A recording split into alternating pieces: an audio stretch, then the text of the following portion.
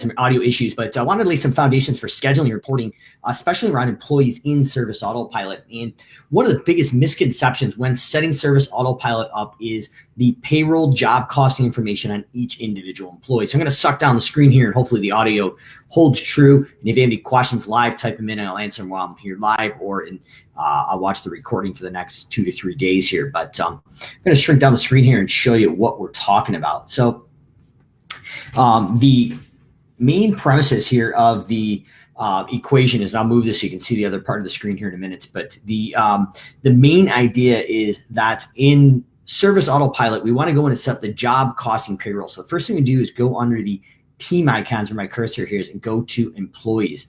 We add our employee, and then under the edit tab, the third tab over is your payroll job costing report. And when we do that, we've got payroll and job costing here on the left. So the compensation type would be hourly or salary. The hourly rate in this example is $15, and then the resource pin under here is the pin code I would use to log into the Service Autopilot wall clock. Now, as I swing the screen over here, so we can see it a little bit better, so this is the information here that I was looking at. On the right-hand side here under job payroll information, the number that we're looking at for Service Autopilot is the hourly rate is not the $15 an hour, but the hourly rate is the $15 an hour plus labor burden.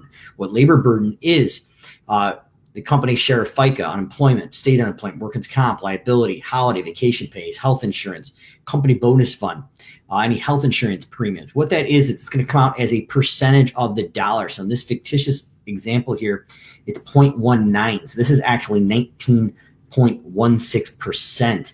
So the math behind this is at 0.19, we would go multiply 1.1916, and that is going to be multiplied by the $15 an hour individual's pay, which is going to come out to be $17.85 here on the bottom. That's the number that we're looking for in the hourly rate under the costing information here on the left side of the screen. It's not the $15 an hour, it's the $15 an hour plus labor burden. So that's a $17.85 in this example, and then the OT rate with burdens, that's time and a half.